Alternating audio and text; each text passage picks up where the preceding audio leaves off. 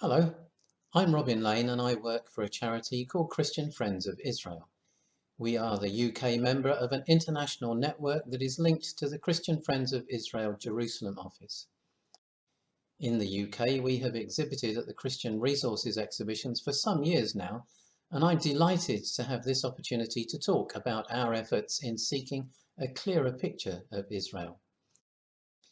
We endeavour to help people see more clearly by first encouraging understanding among Christians in the UK, helping them to see Israel in context of the Bible, heritage, history and current affairs. Second, by challenging prejudice, working alongside the Jewish community to counter anti-Semitism, running or attending events like celebrations, Holocaust memorials and parliamentary lobby days. And third, by assisting community through humanitarian aid for needy causes in Israel, channeled mainly through the Jerusalem office.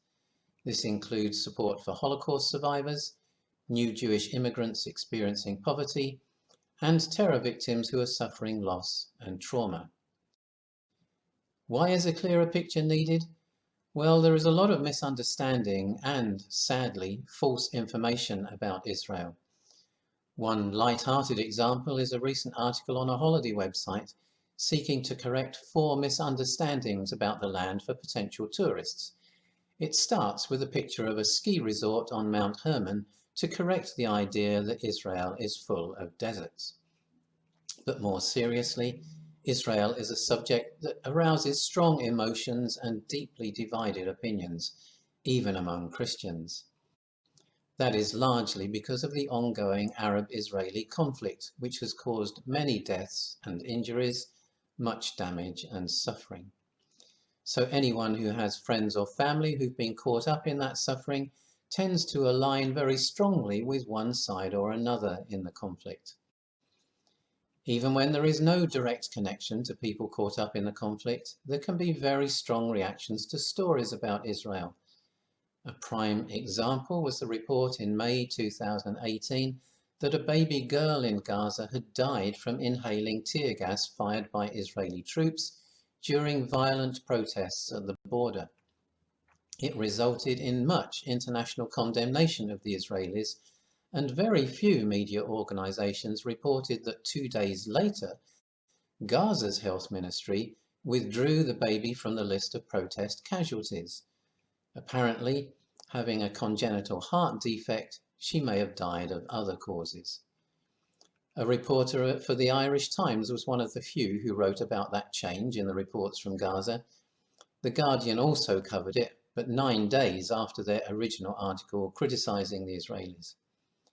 This tragic example reminds us that as well as the physical conflict, there is a propaganda war being waged. That is why we at Christian Friends of Israel endeavour to achieve a balanced view as well as a biblical view. But we also find that opinions are deeply divided over the biblical perspective on Israel, covering at least 3 different strands of thinking: replacement by the church, promises fulfilled by Christ, and restoration of Israel. Thus, Israel is both a complicated and emotional subject that cannot be covered fully in one presentation. So I want to take just a brief look at 5 elements of this complex subject by way of introduction. First, the media portrayal of modern Israel. Second, a better balanced picture of Israel. Third, much good done by Israelis. Fourth, biblical prophecies fulfilled recently. And fifth, Israeli believers in Jesus. Let's start with the portrayal of modern Israel in the media. The Arab perspective is one of being invaded by Jewish colonialists from Europe, being forced out of land by military aggression, and being oppressed in the land where many still live. A book on the origins and consequences of the 1967 war, published by Cambridge University Press, says they view themselves as innocent victims and Israel as an inherently aggressive, expansionist state, an outpost of Western imperialism. When appealing against unjust arrests or deaths, the Arabs claim that Israeli leaders abuse their power to conceal evidence and prevent any discussion of potential crimes. Such is the claim over the shooting of 32-year-old Ayed al-Halak in May this year. In February 2019, the United Nations Secretary General said nearly 2 million Palestinians in Gaza remain mired in increasing poverty and unemployment, with limited access to adequate health, education, water, and electricity. Many present this situation as Gaza being held under siege. One example is an article in The Economist which describes the imposition of quarantine in March 2020 as taking the area into a double lockdown. The Arabs claim their views are suppressed by a powerful Israeli lobby, reporting fatigue in journalists, and fear of being accused of anti-Semitism. One correspondent said newspapers have been got at and persuaded and pressurized by the pro-Israel lobby. Time and space constraints are said to mean media reports neglect the contextual history of the conflict, including the number of Gazans registered as refugees, many of them coming from families who were forced to flee their homes after Israel's foundation in 1948. A former British consular official said Gaza's complex and deep-rooted struggle has diminished the appetite of Western media. It is also said that journalists are terrified of putting a foot wrong and being accused of being anti-Semitic, so they dare not ask the necessary questions. The Israeli perspective is that the Arabs were the aggressors in the wars of 1948, 1967 and 1973, and continue that aggression today through ongoing terrorist attacks, such as the one in which a 62-year-old woman was stabbed near Tel Aviv in April this year. They believe that Palestinian national interests come before freedom of the press, to the extent that there is very little freedom of speech under the Palestinian Authority or Hamas. This problem was highlighted in 2018 by Human Rights Watch in a report titled "Two Authorities, One Way, Zero Dissent." Israelis see little hope for peace when the Palestinian leaders systematically indoctrinate their children to hate Jews and accept martyrdom, then place them on the front lines of conflict ready for the cameras. This has become a major issue for donors recently. Several countries and the European Union have stopped their aid payments for education because of the content of Palestinian Authority textbooks. Terrorist groups among Arabs repeatedly use civilians as human shields, firing rockets from hospital grounds and schools, then leaving and hoping to gain video evidence of the Israeli response hitting innocent civilians. A recent example was the violent Gaza border protest in 2018, where whole families were encouraged to take part. Israelis think Palestinians adopt Western narratives of injustice to align themselves with history's archetypal victims, as in this article where they identify with Native Americans, quoting Theodore Roosevelt, who wrote, "The settler ousted no one from the land.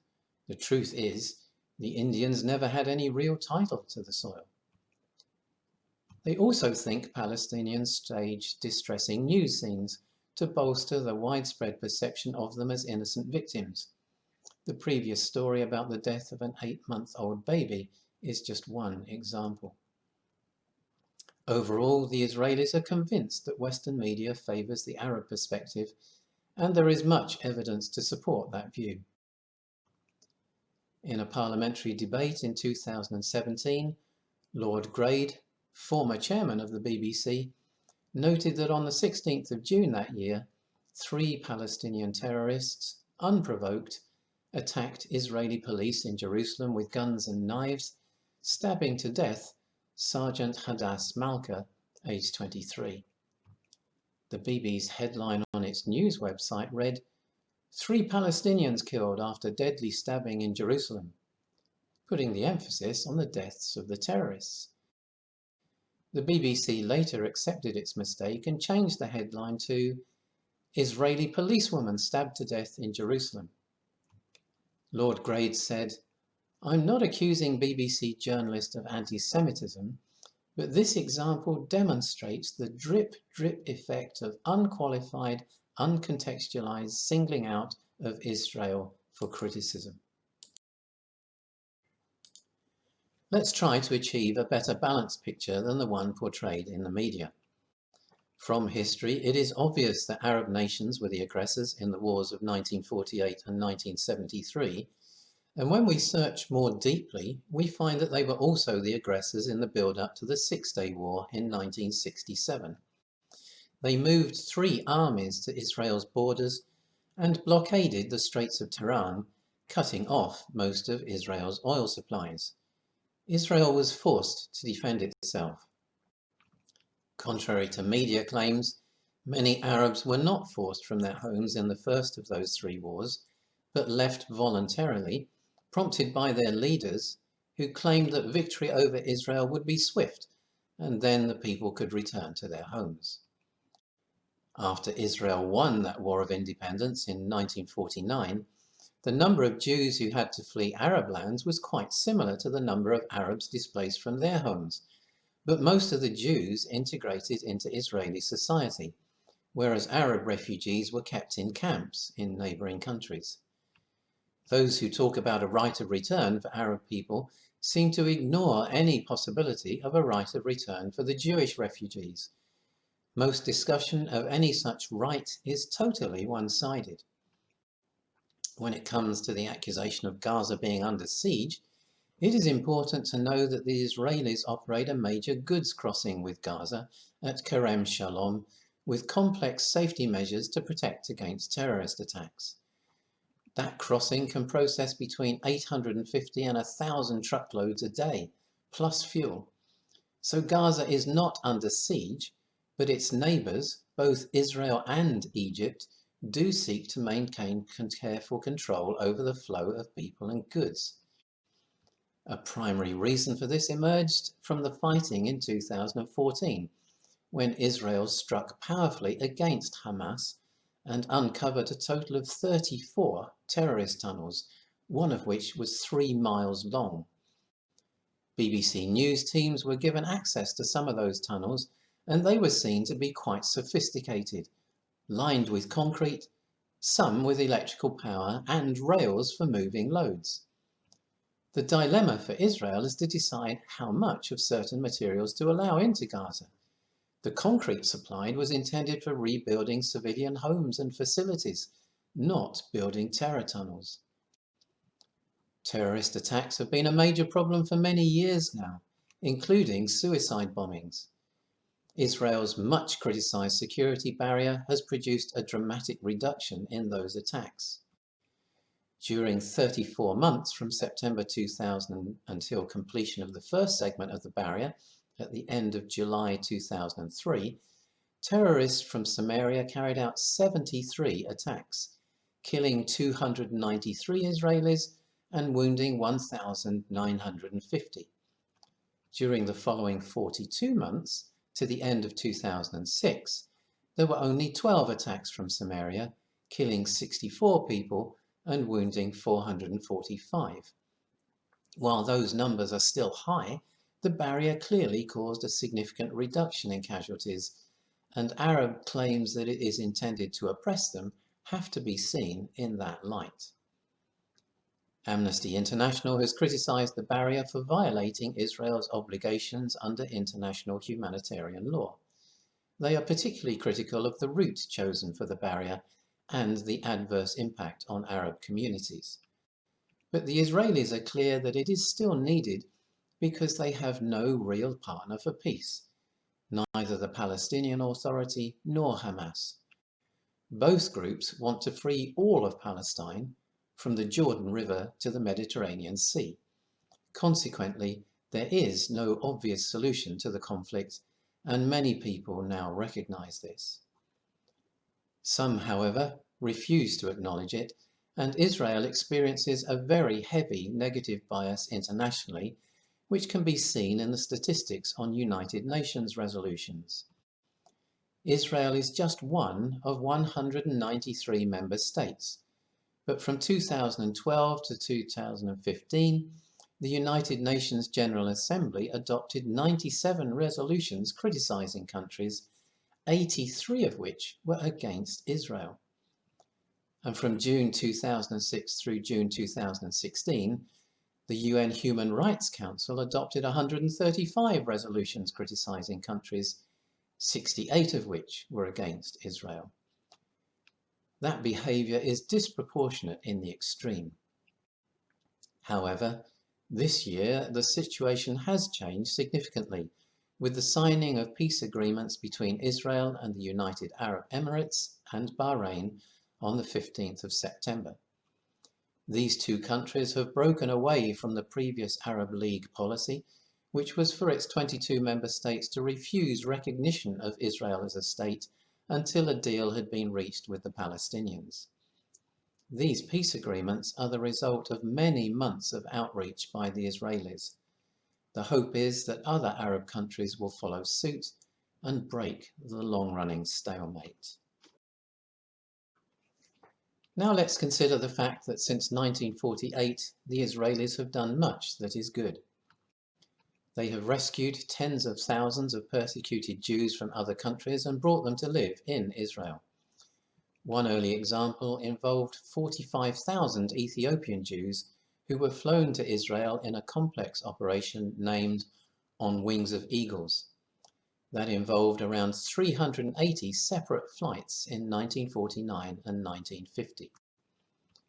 In contrast to the accusations of apartheid that are thrown at them, they have kept important roles open to Israeli Arabs, who currently make up about 21% of the population. Some of them are members of Israel's parliament, some are judges, many work as doctors and nurses in the health service. An increasing number even serve in the defence forces, as shown in a BBC documentary in 2016. In terms of media bias, it's worth noting that the documentary was titled Israel's Arab Warriors rather than Israel's Arab Defenders, thus reinforcing the image of Israel as an aggressive expansionist state. The documentary focused on Muslim Arabs, but it might surprise some to know that more Christian Arabs join the IDF than Muslims. Father Gabriel Nadaf is one of those who encourage Arab Christians to volunteer, saying, "The state of Israel stands out as an island of sanity in the Middle East. Serving in the security forces is an honor rather than a duty." The Israelis have also maintained freedom of worship for all religions, which is quite remarkable given the hostility shown towards them. On the first Friday of Ramadan in 2019, around 180,000 Muslims went to the Al-Aqsa Mosque in Jerusalem to pray.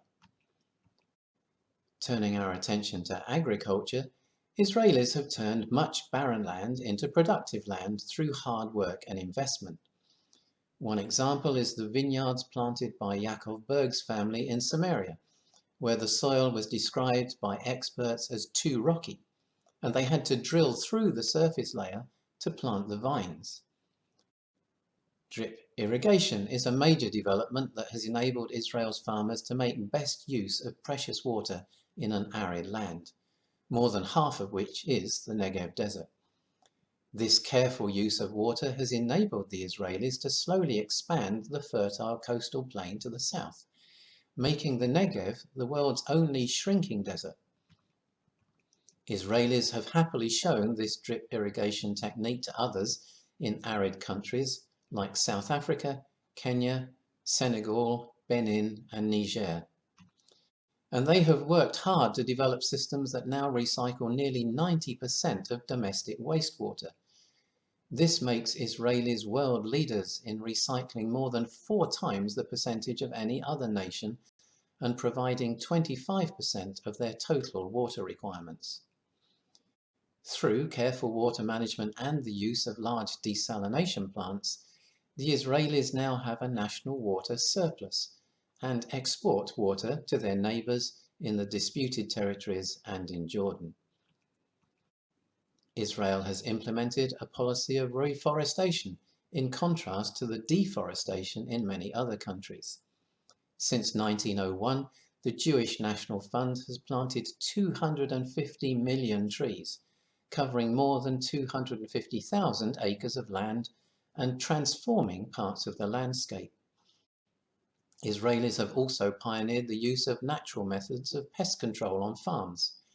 Kibbutz Sdei Eliyahu in the Jordan Valley has taken a lead in developing methods that include the encouragement of a local population of barn owls, mass breeding of insects that are natural enemies of pests, and breeding of bumblebees for pollination in greenhouses and open fields.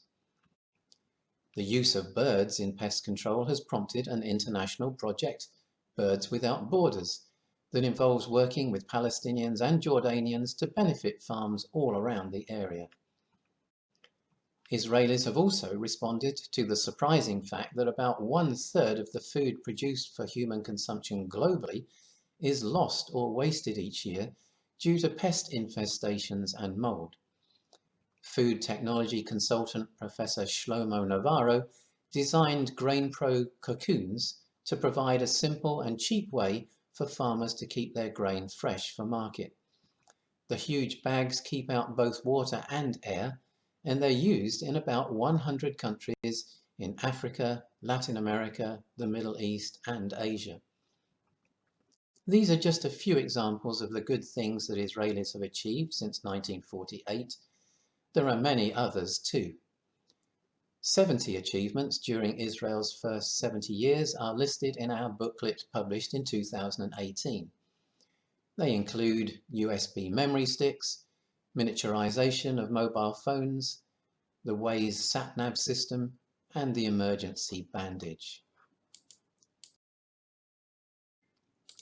Now let's consider some biblical prophecies that have been fulfilled. The Jews have endured centuries of dispersion and persecution, and yet continued as a distinct nation in accordance with words spoken by the prophet Jeremiah. Referring to the ordinances of the moon and stars for light by night, he quoted the Lord as saying, "If these ordinances depart from before me, then the offspring of Israel also will cease from being a nation before me forever." The nation-state of Israel was reborn on the 14th of May 1948, which many people consider to be the fulfillment of Isaiah's prophecy. Who has heard of such a thing? Who has seen such things? Shall a land be born in one day? Shall a nation be born at once? For as soon as Zion travailed, she gave birth to her children. Isaiah also prophesied that the Jews would return from many countries. "I will bring your offspring from the east and gather you from the west. I will tell the north, give them up, and tell the south, don't hold them back. Bring my sons from far away and my daughters from the ends of the earth." Earlier this year, the Jewish Agency reported that in the last decade alone, Jews have returned to Israel from 150 different countries. And Jeremiah prophesied that the return would be greater than the exodus from Egypt. "Behold, the days come that it will no more be said, as the Lord lives who brought up the children of Israel out of the land of Egypt, but as the Lord lives who brought up the children of Israel from the land of the north and from all the countries where he had driven them." The return of the Jews to the land of Israel is reported to number more than 3,850,000 people, which substantially exceeds the numbers in the original Exodus from Egypt. Isaiah also prophesied to Israel that the Lord would lift up his hand to the nations and lift up his banner to the peoples. "They shall bring your sons in their bosom, and your daughters shall be carried on their shoulders." British and American planes were involved in the transporting of some Jewish refugees to Israel. Speaking through the prophet Amos, God said, "I will bring my people back from captivity, and they will rebuild the ruined cities and inhabit them." And through the prophet Isaiah, "They will rebuild the old ruins, they will raise up the former devastated places. They will repair the ruined cities that have been devastated for many generations. Jerusalem is the prime example of this. It was destroyed by the Babylonians and again by the Romans, but now it is rebuilt with a most unusual mixture of ancient and modern. Zephaniah prophesied specifically about Ashkelon. The coast will be for the remnant of the house of Judah. In the houses of Ashkelon they will lie down in the evening, for the Lord their God will visit them and restore them. Today, Ashkelon is a thriving Israeli city with a population of around 138,000 people. Isaiah also prophesied that the glory of Lebanon would come to the wilderness and the desert, which relates to the planting of so many trees by the Jewish National Fund. The wilderness and the dry land will be glad. The desert will rejoice and blossom like a rose. It will blossom abundantly and rejoice even with joy and singing. Lebanon's glory will be given to it, the excellence of Carmel and Sharon. The huge number of trees planted matches the glory of Lebanon coming to Israel. And wild flowers grow naturally when the rains come, even by the Dead Sea. But Israelis have also managed to grow flowers commercially in part of the Arava Desert, fulfilling Ayah's prophecy in another two ways. It was again Isaiah who prophesied that Israel would produce much fruit. In days to come, Jacob will take root. Israel will blossom and bud. They will fill the surface of the world with fruit. Exports of citrus fruit are reported to have peaked in the early 1980s at 1.8 million tons a year. The fact that the Jews would plant vineyards again on the mountains of Samaria was prophesied by Jeremiah, after he had prophesied the return to the land of Israel. Then again, it was Isaiah who prophesied that strangers will stand and feed your flocks, foreigners will work your fields and your vineyards. Describing his vineyard in Samaria, Yaakov Berg expressed surprise that volunteers from around the world wanted to come and help tend the vineyard and harvest the grapes free of charge. He considers this to be the biggest miracle God has granted them. These are just a few of the biblical prophecies fulfilled in recent decades with the return of the Jews to the land of Israel. But what about belief in Jesus among the Jews? As we seek to answer that question, we need to note that in the Hebrew language, Jesus' name is Yeshua, and that Jews who believe in him as their Messiah tend to refer to themselves as Messianic Jews, not as Christians. Well, there have been various estimates of the numbers who believe in Yeshua as their Messiah. A presentation published by the Jewish Voice organization in 2018 reviewed several surveys and concluded that the traditionally low estimates no longer hold true in the United States of America, and that as many as 11% of Jews there are now believers in Yeshua. That is 900,000 American Jews. Quite a contrast to the numbers of believers in Europe in the 19th and early 20th centuries. Focusing on Israel, accurate numbers are difficult to obtain because some groups worship in secret due to strong opposition from ultra-Orthodox Jews. But a study published in 1999 in Jerusalem reckoned that when the State of Israel was founded in 1948, there were just a handful of Israeli Jews who believed in Jesus as the Messiah. A wave of revival in the USA led to many new Jewish believers immigrating to Israel in the 1970s, giving the body of Messiah in the land a much-needed boost. In 1989, Dr. Jim Sibley attempted a study of the community and personally counted 30 Messianic congregations in the whole of Israel. In 1999, a second research study was carried out by two Danish Protestant believers who counted 81 Messianic congregations and interviewed the leaders, 80% of whom had come from outside Israel. The total number of Jewish believers in the land was estimated as 5,000. By 2010, 10 years later, Christian Broadcasting Network reporter Julie Stahl estimated that the number had grown to 20,000.